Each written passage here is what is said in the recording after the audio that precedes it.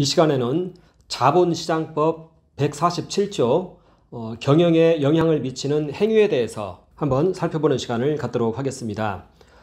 자본시장법 147조에 주식 대량 보고 시의 그 보고하라는 그러한 조항입니다. 주식 대량 보유 보고를 말하면서 이때 주식 투자 목적에 대해서 해석이 나옵니다. 그러니까 이 조항은 경영 참여 목적의 주식 보유의 금지를 말하는 그런 조항이 아니라 그 보유 목적에 대한 그 설명이 나타나 있는 그런 조항인 것입니다. 여기 보면은 주식을 대량 보유하게 된 자는 5% 이상입니다. 과거에는 3%였는데 이게 얼마 전에 5%로 바뀌었습니다. 이렇게 된 자는 보유 목적, 주식에 대한 계약 내용 등 그 밖에 대통령이 정하는 사항을 보고하여야 한다. 이렇게 되어 있습니다. 이것은 이제 주식의 인수합병을 규정하는 그러한 장에 있는 그 내용입니다. 그러니까 은밀한 주식 매집 행위, 이걸 방지하고자 하는 그러한 조항이죠. 이제 적대적 M&A는 사실은 시장 경제 질서에 많은 그 문제를 야기시키고 있습니다. 그러다 보니까 이렇게 은밀한 주식 매집 방지를 위해서 이런 조항이 있는 것입니다. 그러면서 그 안에 이런 내용이 있습니다. 그 보유 목적이 발행인의 경영권에 영향을 주기 위한 것 하고 가로 열고 임원의 선임 해임 또는 직무의 정지, 이사회 등 회사의 기관과 관련된 정관 변경 등 이런 것들을 말하고 있습니다. 그리고 이 내용에 대해서 또 시행령 154조에서는 경영권에 영향을 주는 행위, 즉 의결권의 종류죠. 여기에 대해서 쭉 열거가 되어 있습니다. 그때 1번이 임원의 선임, 해임 이런 식으로 또 다시 이 부분이 구체적으로 시행령을 통해서 열거되고 있습니다. 아까도 말씀드린 것처럼 이것은 경영 참여 목적의 주식 보유의 금지를 말하는 그러한 조항은 아닌데, 그런데 주식 보유 목적이 갖는 의미에 대한 설명이라는 것입니다. 즉 이때 이 설명에서 경영권의 영향 목적으로 주식을 취득하면은 이제 국가기관 같은 경우에는 곧바로 헌법에 위배가 되는 것입니다.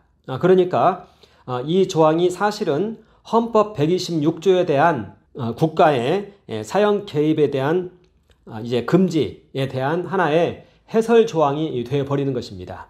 그래서 국가가 이렇게 주식을 가지고 있다가 이 보유 목적을 이 경영 참여형으로 바꾸면은 곧바로 헌법 위배가 되어 버리는 것입니다. 예를 들면 이제 국가가 국민연금에서 주식을 이제 대량으로 보유하고 있다가 예를 들어서 스튜어드십 코드를 발동한다. 이렇게 할 경우에는 이제 보유 목적을 그렇게 변경시키고 그걸 발동해야 되는 것입니다. 말하자면 보유 목적을 경영권에 영향을 주는 그 목적으로 바꾼 다음에 이제 금감원에 공시를 하는 겁니다. 바꾼 다음에 이제 주총에 참여해서 이사, 감사, 선임의 의결권 행사를 합니다. 그렇게 해서 이제 경영권을 교체하는 것입니다. 스튜어드십 코드를 그렇게 해서 실행한다는 것이죠. 그런 것이기 때문에 스튜어드십 코드를 실행하려면은 그 전에 이렇게 경영권에 영향을 주는 그러한 투자 주식이다. 경영권에 영향을 주기 위한 주식 취득이다. 주식 보유다. 이렇게 목적 변경을 먼저 해야 됩니다. 그렇게 한 다음에 이제 이사감사 선임 이제 의결권에 참여를 해서 이제 경영진을 교체시키는 것이죠. 그러니까 스튜어드십 코드는 이렇게 주식 보유 목적과 관련해서 경영에 영향을 주는 그 목적을 하에 투자를 할 때만 이게 가능하다는 것입니다. 그런데 그렇게 들어가는 즉시로 헌법 126조에 위배가 되어버린다는 것입니다. 그렇기 때문에 이 자본시장법 147조에 국민연금에서도 많은 그 심혈을 기울이고 있습니다. 이 관련된 시행령을 또 대거 고치고 해서 여러 가지 그 행위를 좀 했습니다. 그래서 경영권에 영향을 주기 위한 목적에 대한 내용이 여기 147조에는 괄호로 해가지고 나타나 있는데 이제 시행령 154조에는 이 이외에 더 여러 가지 것들이 구체적으로 나열이 되어 있습니다. 그러니까 주식을 소유하면서 이 목적으로 소유를 하면은, 그러니까 이 목적으로 소유를 하거나 또 이 행위를 하게 되면은 그것은 곧바로 헌법 126조에 이제 사형 기업을 소유 공유하고 그리고 경영에 이제 관여하는 그러한 행위로 곧바로 나타난다는 것입니다. 헌법 126조에 있는 주식 취득과 관련된 그 내용을 이제 가장 잘 설명해주고 있는 그러한 조항이 된다는 것입니다. 그래서 여기에 이제 경영권에 영향을 주기 위한 목적의 그러한 투자가 있다. 이 개념이 나오고요. 그리고 이제 그 외의 목적도 이제 또 열거가 되어집니다. 그것은 이제 시행령 154조 5항에 이제 그 내용이 설명이 되어집니다. 자, 그래서 이제 시행령을 좀 한번 볼 필요가 있습니다. 시행령 154조하고 155조 중에서 이제 2020년 1월 29일 날에 이제 개정된 내용만 좀 살펴보면 다음과 같습니다. 154조 1항에 이제 경영에 영향을 주는 행위가 이제 쭉 나타나 있습니다. 1번은 임원의 선임 해임 또는 직무정지, 그리고 2번은 정관 변경, 3번은 회사의 자본금 변경, 예를 들면 유상증자, 이와 같은 행위가 경영에 영향을 주는 행위입니다. 그리고 이하 부분은 일단은 좀 합병 이런 여러 가지가 있는데 그건 좀 생략을 하고요. 여기에서 보면은요, 경영에 영향을 주는 행위는 다음 하나에 해당하는 것을 회사나 임원에 대해 사실상 영향력을 행사하는 것이다, 이렇게 되어 있습니다. 여기에서 사실상 영향력이란 것은 주총을 말합니다. 주주총회에서 의결권 행사하는 것을 말합니다.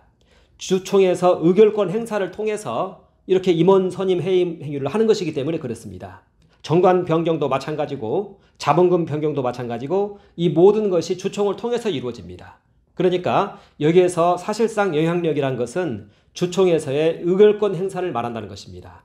따라서 주총에서의 여기 나타나 있는 이러한 내용을 의결권 행사를 하게 되면 그것은 이제 경영에 영향을 주는 행위를 하게 된 것입니다. 그러니까 임원의 선임 해임에 대해서는 의결권 행사를 하면 안 되는 겁니다. 그런데 국민연금에서는 이걸 무차별적으로 지금 하고 있습니다.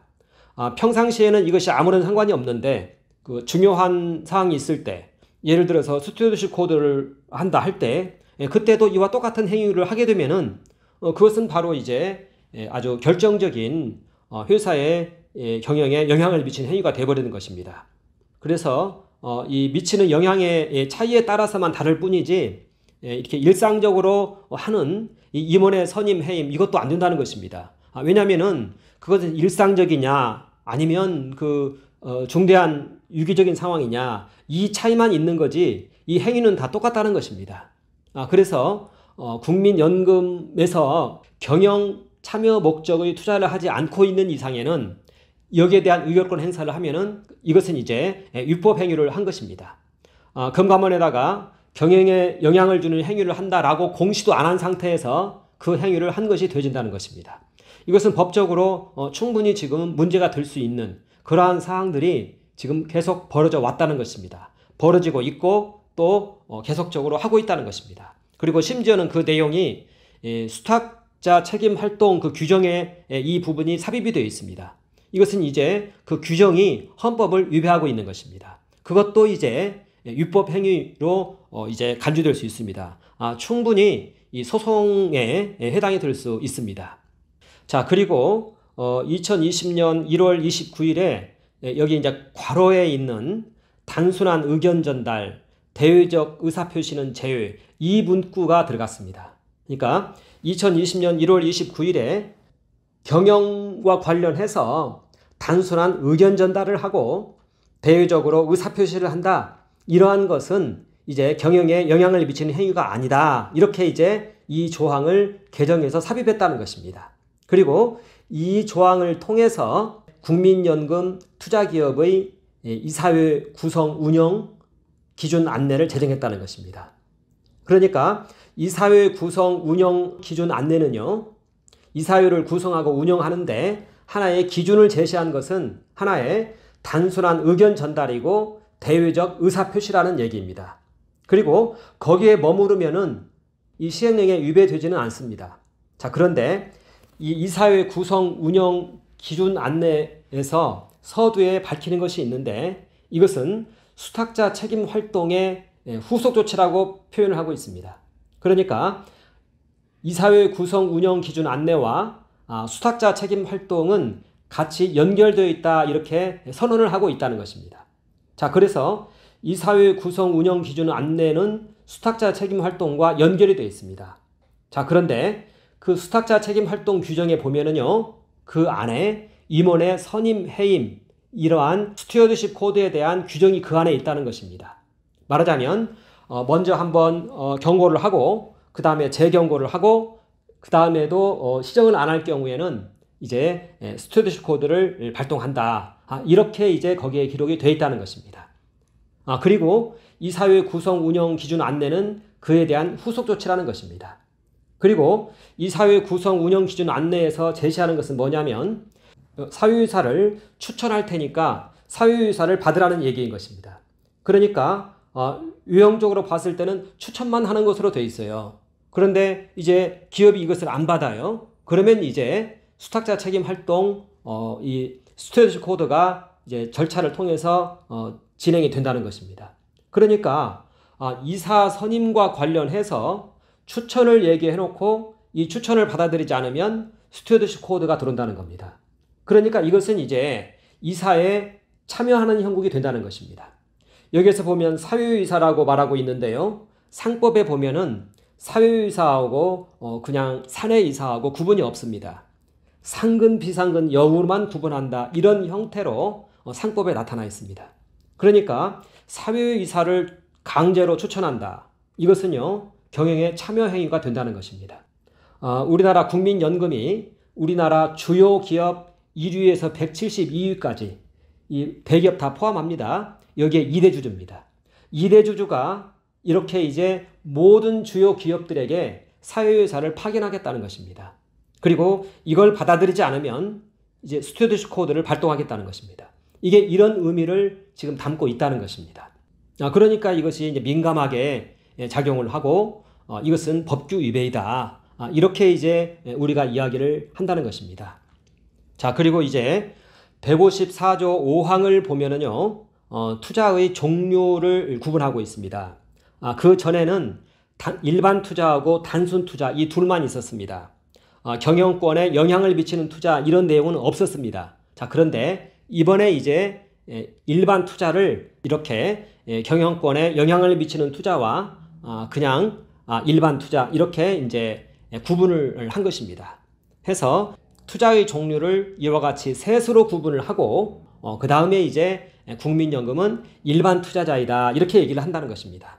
일반 투자자이지 경영권에 영향을 주는 투자자는 아니다 이렇게 이제 한다는 것입니다. 경영권에 영향을 주는 투자자이다 이렇게 말하게 되면 헌법 126조에 위배되기 때문에 그렇습니다. 이렇게 이제 하나의 어떤 조치를 이제 취한 것입니다. 그래서 이 일반 투자에 대한 개념 정의를 이제 5항 3호에서 하고 있는데요.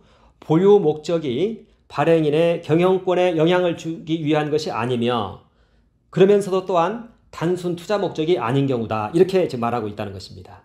그러니까 의결권 행사에 참여는 하되 경영권에 영향을 주기 위한 것에는 참여를 하지 않겠다는 거예요. 그런데 사실은 지금 보면 참여를 하고 있다는 것입니다. 말하자면 이익 배당과 같은 그러한 의결권 행사에는 참여하겠다는 것입니다. 그리고 그것은 괜찮다는 것입니다.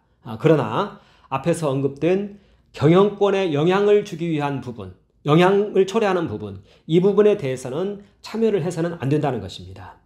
그리고 국민연금에서는 이것을 이제 피하기 위해서 단순한 의견 전달이나 대외적 의사 표시는 제외한다 이렇게 이제 1항에 넣었다는 것입니다. 그리고 시행령 155조 1의 2 이 부분에도 1의 2 이 부분이 이제 2020년 1월 29일자로 이제 개정되었습니다. 말하자면 유예 내용을 여기에 이렇게 이제 반영을 한 것입니다. 그래서 단순 투자 목적 여부는 발행인의 경영권에 영향을 주기 위한 것이 아닌 경우에는 이것도 단순 투자로 볼 수 있다. 아마 이런 정도의 설명인 것 같습니다. 말하자면 일반 투자도 단순 투자로 간주한다고 해설을 하는 그런 내용인 것 같습니다. 말하자면 앞에서 언급된 것처럼 단순한 의견 전달은 경영에 영향을 미치는 행위가 아니기 때문에 이제 이렇게 규정을 한 것으로 이렇게 보여집니다. 그래서 결국은 이제 국민연금의 이 투자자의 종류는 이제 일반 투자자가 되는데요.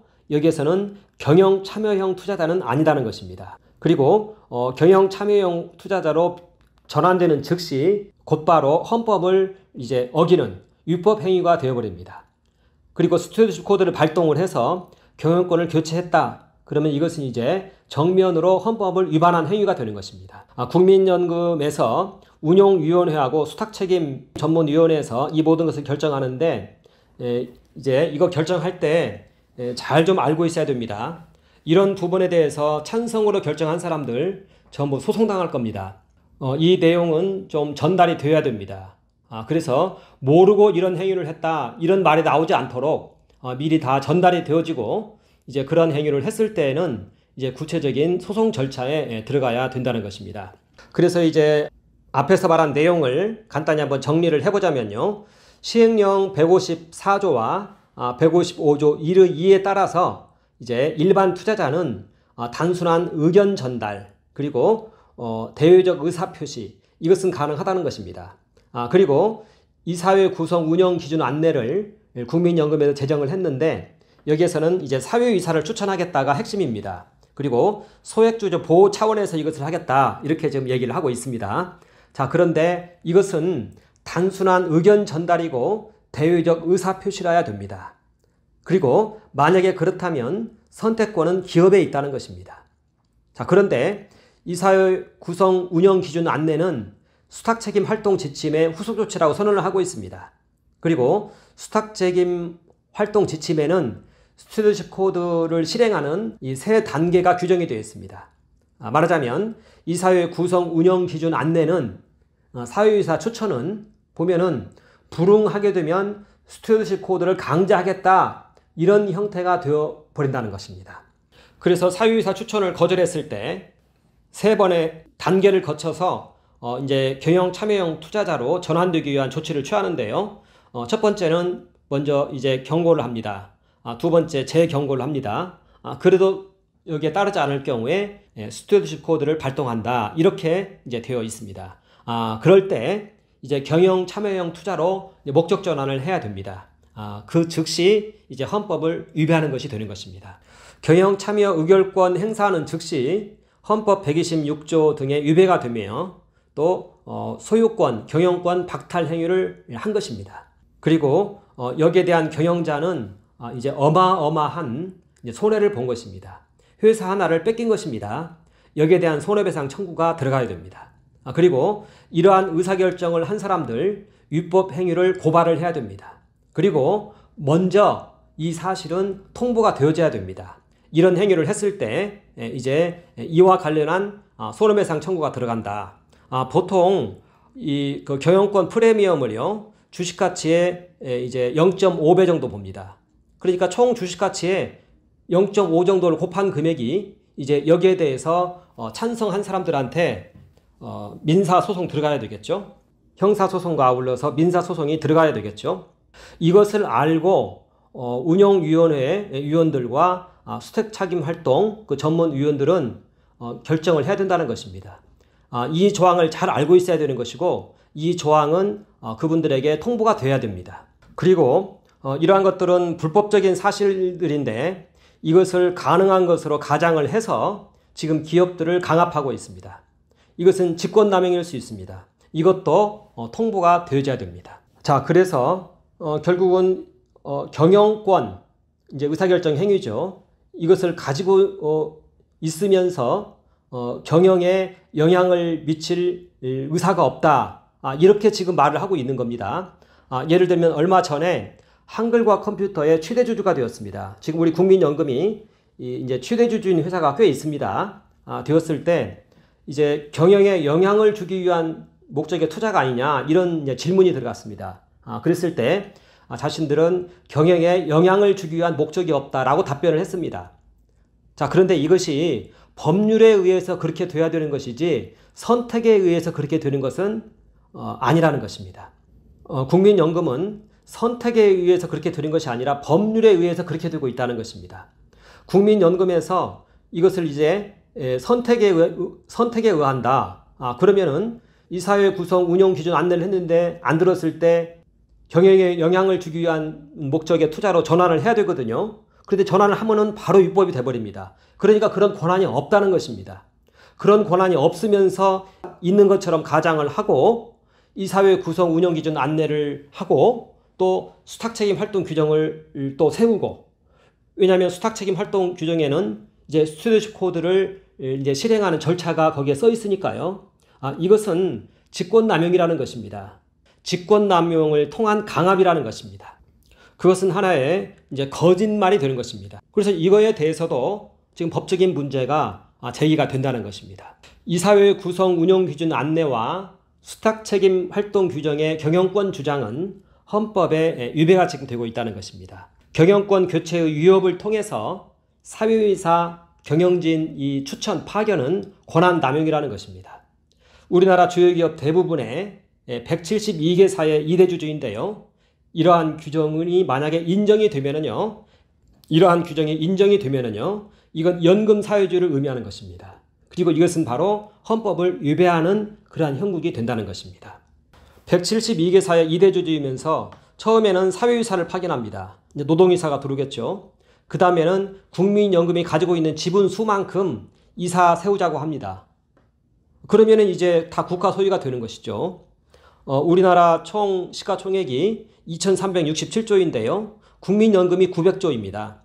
우리나라 있는 모든 상장회사들 35% 정도를 점유하고 있는데 대기업 대주주가 20에서 30% 가지고 있습니다. 국민연금이 우리나라에 있는 기업들 다 살 수 있습니다. 국민연금에게 경영과 관련한 의사결정권이 있다면 우리나라 기업들을 다 살 수 있습니다. 이걸 가리켜서 연금사회주의라고 말한다는 것입니다. 그런데 우리나라 헌법에는 그것을 금하고 있다는 것입니다. 경영과 관련한 의사결정은 금하고 있다는 것입니다. 사형기업의 소유 또는 공유를 금하고 있고요. 그 경영과 관련한 통제와 관리를 할 수 없다고 되어 있다는 것입니다. 그래서 일반 투자자로서의 국민연금인데요. 이사회 구성 운영 기준 안내에는 보면은 앞에 언급한 것처럼 일반 투자자의 단순 의견 전달, 대외적 의사표시, 이것에 근거해서 이제 이 안내가 나왔습니다. 그래서 국민연금에서는 2020년 2월에서 5월 사이에 작년이죠. 72개의 국민연금 투자 기업에 대해서 단순 투자에서 일반 투자로 투자 목적을 전환했습니다. 그리고 7월 31일에 이사회 구성 운영 기준 안내를 이제 설정함을 통해서 사유이사 풀을 구성하기 시작했습니다. 이것은 운영위원회 회의록에 보면은 사유이사 풀 구성을 시작했다고 얘기를 하고 있습니다. 자, 그리고 9월부터 올 3월까지 208개 회사의 주총에 참여했습니다.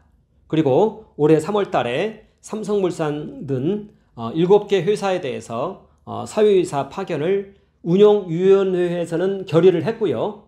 그리고 수탁전문위원회에서 논의하다가 여기에서 3번 정도 논의를 했는데 이게 좀 무산이 되었습니다. 말하자면 수탁책임 전문 그 규정에 의하면 2번 정도를 통보하고 안 했을 때 3번째 이거 한다고 그랬는데 그런 절차가 없었기 때문에 이게 통과되지 못했습니다. 그런데 참으로 좀 우스운 것은요. 그냥 개인적인 판단에 의해서 이것을 결정한다는 거예요. 스튜어드십 코드나 이런 것들이 그냥 개인적인 판단에 의해서 그걸 판단한다는 겁니다. 아무런 다른 기준을 지금 발견하지 못하고 있다는 것입니다. 그래서 무엇 때문에 이렇게 사유이사를 파견해야 되는지 이런 거에 대해서 구체적인 내용을 좀 알았으면 좋겠는데, 그러니까 그런 판단에 얼마나 객관성과 전문성이 있는지 그것은 아무도에게도 공개가 되지 않고 있고 그냥 9명의 수탁 그 전문위원회에서 논의해가지고 결정을 한다는 것입니다. 한 기업의 운명이 달려 있는데요. 삼성물산 같은 경우는 그 삼성전자의 이제 대주주인데 이런 회사에 대해서 스튜어드십 코드를 발동하는 것에 대해서 이 9명이서 결정한다. 이런 그림이 되어 있다는 것입니다. 그리고 이 수탁책임 전문위원들은 아무런 책임이 없습니다. 그런데 이제 책임이 있어야 되겠습니다. 이 내용은 통보가 돼야 되겠고요. 만약 경영권 교체가 이루어져서 경영권을 상실했다. 그러면 경영권 프리미엄을 이제는 소송을 걸어야 되는 것입니다. 이것은 아마 천문학적인 숫자일 겁니다. 이것을 알고 이 운영위원회나 수탁책임 전문위원회는 의사결정을 해야 된다는 것입니다. 그리고 올해 3월 24일에 사모펀드 10% 룰을 해체했는데요. 이것은 이제 기업 지배구조 개편을 위한 행동주의 펀드의 출연을 좀 예고하고 있습니다. 너무 중요하다 보니까 여기에 제가 기록을 했습니다.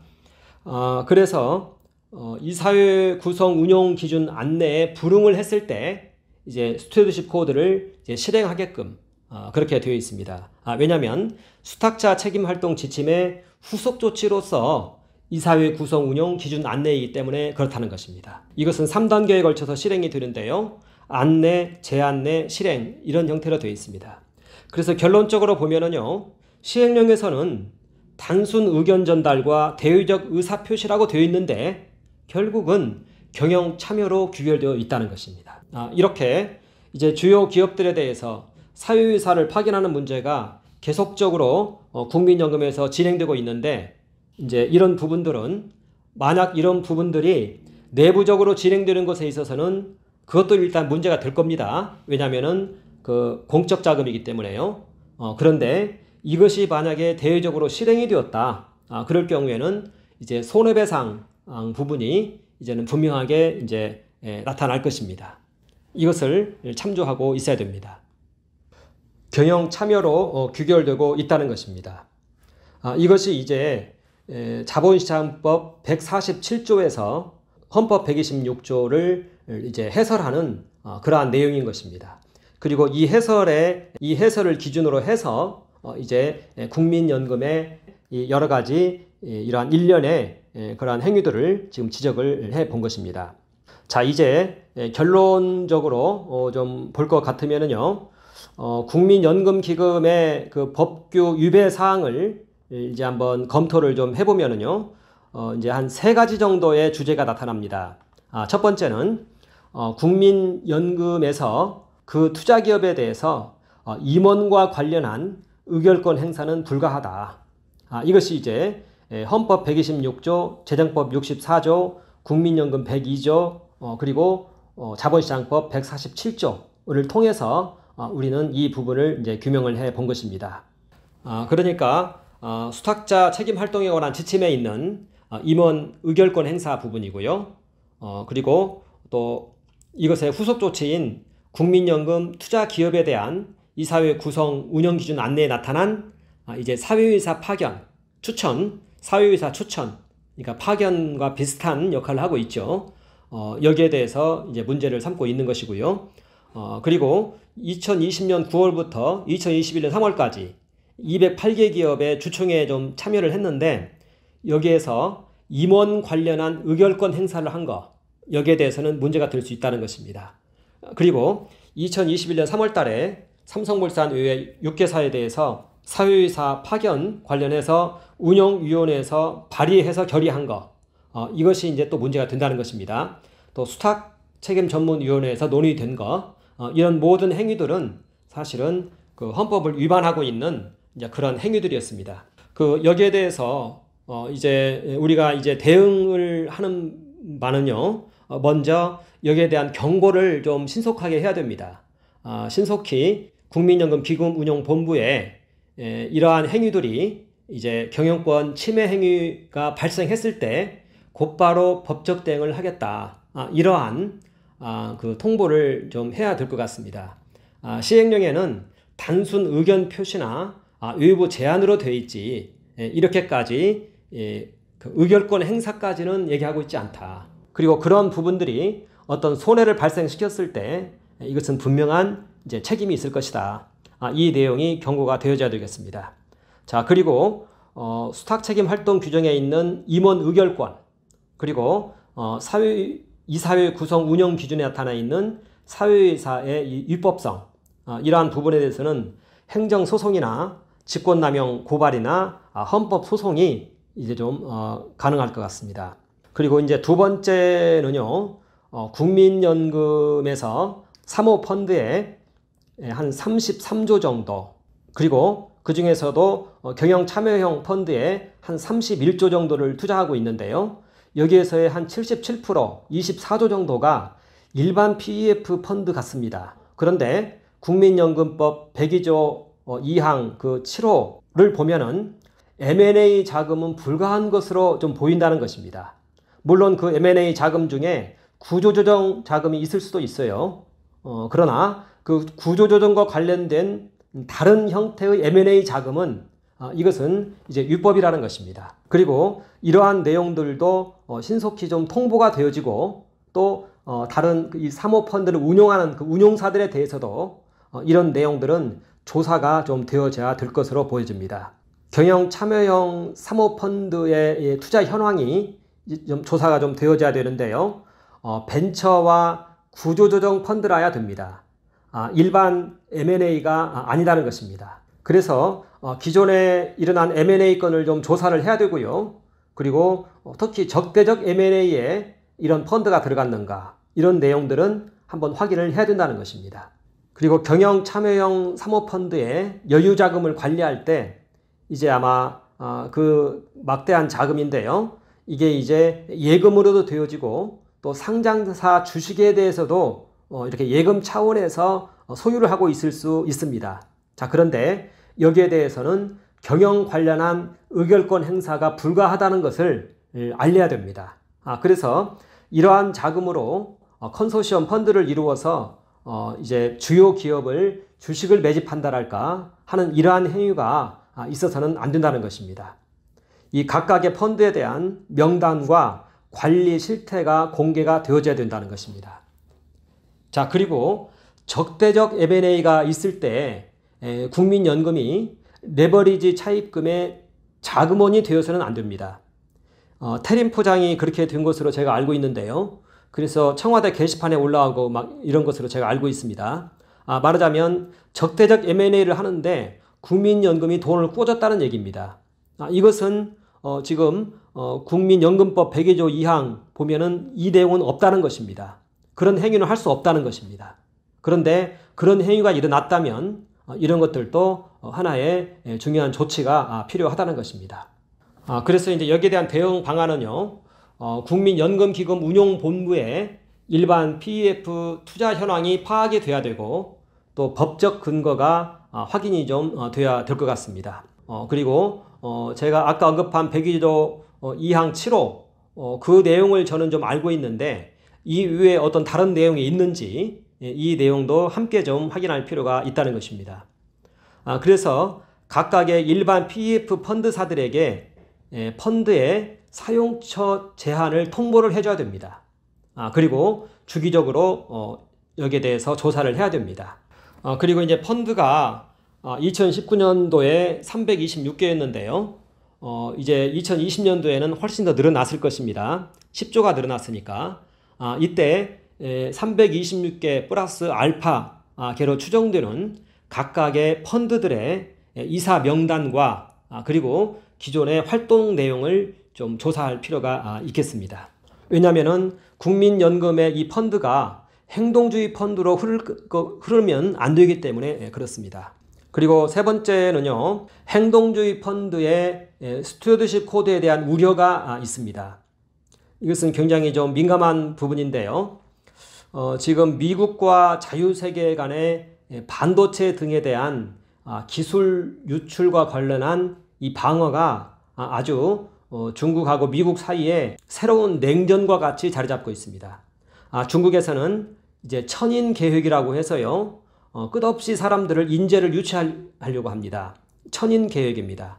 그리고 해외 기업 M&A에 아주 이렇게 심혈을 기울이고 있습니다. 왜냐하면 중국은 그 숙주 경제입니다. 자체적인 기술이 없고요. 다른 기술을 해외에서 도입해 와야만이 앞으로 지금 이제 4차 산업시대에 적응을 해 나가는데 이제 미국이 이것을 막고 있습니다. 왜냐하면은 중국에서 하는 행위가 어떠한 체제 차원에서 사회주의 체제를 확장시키는 차원에서 이 일을 하는 것으로 일단 파악을 하고 있는 것입니다. 그러다 보니까 이걸 이제 차단을 하고 있는 것입니다. 지난 5월 31일자로 우리나라에 매그나칩 반도체가 매각이 됐습니다. 구미에 있는데요. 현대 하이닉스 계열사였다가 이것이 이제 미국 대주주가 미국 펀드였습니다. 그리고 있다가 이제 미국 펀드가 이것을 중국에게 팔았습니다. 매각을 했는데 이 부분이 지금 미국 그 외국인 투자심의위원회 CFIUS에서 현재 심사 중입니다. 그러니까 M&A에 대해서 지금 철저히 차단을 하고 있습니다. 반도체 기술이 이제 흘러가는 것에 대해서. 그런데 이 매그나칩 반도체는 대주주가 이제 미국 쪽입니다. 그러니까 이게 통합니다. 그래서 이렇게 매그나칩 반도체 사건을 계기로 해가지고 우리나라에서도 지금 국가 핵심 전략 기술 특별법이 현재 발의 중입니다. 그러니까 국가의 핵심 전략 기술이 이전을 할 때에는 이제 매각할 때 산업통상부 장관의 이제 승인을 받아라, 이렇게 지금 이야기를 하고 있는 것입니다. 그러니까 반도체, 배터리, 백신 기술, 이것을 국가 핵심 기술로 지정하는 그런 가운데 있습니다. 이제 서울경제의 통계자료에 의하면 지난 5년간 기술 유출이 111건이 있었다, 이렇게 얘기를 하고 있습니다. 그래서 지금까지의 이제 그 기술 유출의 방법은요, 보면은 첫 번째는 중국의 이 천인 계획입니다. 인재들을 스카우트해 가는 것입니다. 그리고 그래서 여기에 대해서도 지금 국내 기업들은 굉장히 많이 민감해 있고 근로계약서 쓸 때 이런 내용들도 이제 언급하고 막 이러는 가운데 있습니다. 그리고 두 번째는 이제 M&A입니다. 해외 기업 M&A. 그런데 여기에 대해서도 지금 이제 계속적으로 이제 제재를 가하고 있습니다. 자, 그런데 이제 기술 유출에 새로운 형태가 출현할 가능성이 있다는 것입니다. 그것은 뭐냐면요, 친중 사모펀드가 있을 수 있다는 것입니다. 행동주의 펀드죠. 여기에서 이제 경영권 분쟁을 일으킵니다. 자, 그러면 이제 국민연금이 여기에 참여를 합니다. 그러면 외부적으로 볼 때는 국민연금이 이 일을 이제 주체가 되어 있습니다. 말하자면 그 기업이 국가기업이 된다, 이런 형태로 보여지는 것이죠. 그런데 사실은 그 이면에 중국 자금이 있다는 것입니다. 예를 들어서 삼성전자 같은 경우에 그동안 많은 사람들이 하는 얘기가 뭐 소액주주들이 대거 현 경영진의 편을 드니까 어려울 것이다, 이렇게 얘기를 합니다. 자, 그런데 여기에 친중 자금이 개입해 있다면 이제는 얘기가 달라진다는 것입니다. 그런데 사람들은 여기에 대한 우려를 하고 있습니다.